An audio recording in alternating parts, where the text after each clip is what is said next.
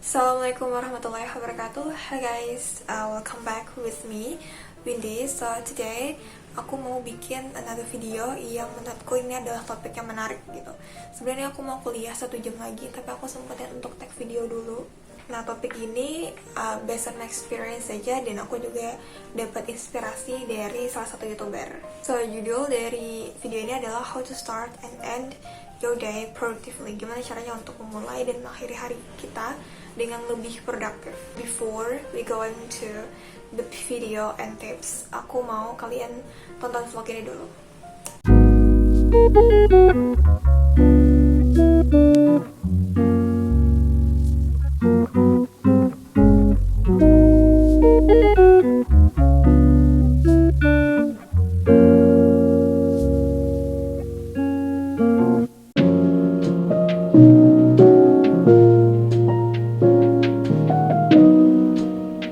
So itu dia video aku tadi, vlog untuk 1 hari dan gimana cara aku start my day to be productive adalah dengan to-do list. Mungkin ini kedengarannya agak sedikit remeh, to-do list kayak apa yang harus kita lakukan setiap harinya gitu, dan aku pun awalnya ngelakuin ini tapi aku nggak lakuin lagi, terus aku lakuin lagi gitu.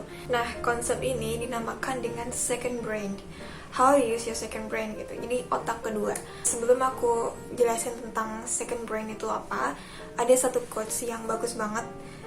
Katanya your brain is for having ideas, no for holding them gitu. Jadi otak kita itu untuk membuat atau merencanakan ide-ide baru, bukan kita menyimpan atau hanya istilahnya kayak bikin memori aja gitu di otak kita. So let's say kita punya otak pertama. Jadi ini adalah otak pertama kita, dan otak kedua kita adalah tempat kita menyimpan apapun yang akan kita lakukan. Kenapa? Supaya otak pertama kita yang ini hanyalah untuk memikirkan ide-ide, dan kita mau ngelakuin hal yang menurut kita nggak pernah lakuin. Jadi otak kita tuh hanya digunakan untuk berpikir, bukan untuk menyimpan ide tersebut. Nah, otak kedua kita itu kita simpan, dimana kita menyimpan semua ide-ide kita. Jadi apapun yang ada di pikiran kita, misalnya kita memikirkan ide, kita taruh di otak kedua. Kenapa? Karena jangan sampai ini kebanyakan menyimpan ide sampai dia tidak bisa memikirkan ide-ide yang lain. Oke, so cara yang paling gampang ya dengan to-do list tadi. Jadi kita tidak perlu memikirkan kita mau ngelakuin apa ya habis ini. Karena kalau kita mikirin hal itu, pertama kita nggak produktif. Jadi kita kayak bingung sendiri, dan ujung-ujungnya malah ngelakuin hal yang tidak penting gitu.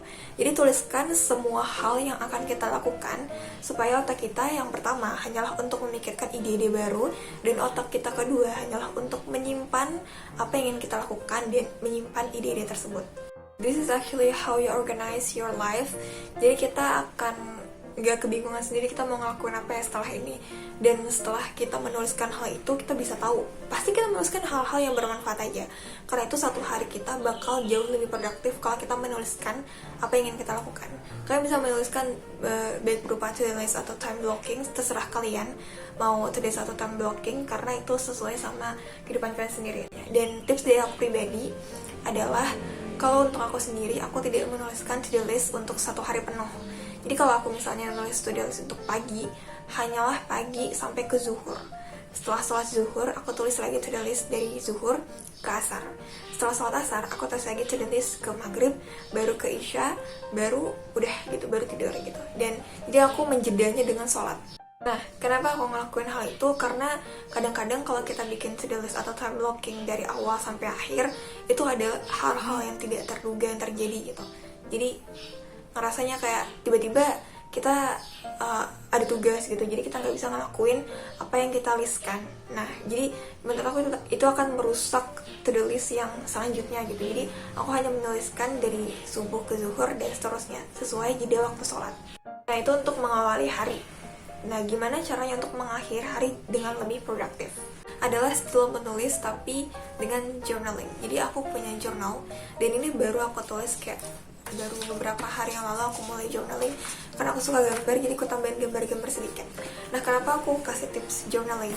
Sebenarnya mungkin remeh juga ya untuk journaling itu sendiri, dan aku pun dulu pernah journaling terus enggak lagi, karena aku nggak dapat manfaatnya dari journaling itu apa sih gitu. Sampai akhirnya ketika aku wawancara untuk jadi duta, yang kemarin aku ceritain itu di video aku sebelumnya, aku cerita di wawancara itu, kita kan pasti ditanya tentang diri kita sendiri, dan kadangkala kita nggak tahu tentang diri kita karena kita nggak pernah menuliskan apapun gitu. Jadi aku tuh nggak kenal sama diri aku, apa sih kekurangan dan kelebihan aku. Jadinya karena itulah journaling itu penting supaya kita lebih mengenal tentang diri kita sendiri. Kayak yang orang bilang gitu, kalau kita membaca kita akan melihat dan membuka mata ke dunia luar gitu kan, luas gitu. Tapi kalau kita menulis, kita itu melihat diri kita sendiri, kita lebih kenal dengan diri kita sendiri.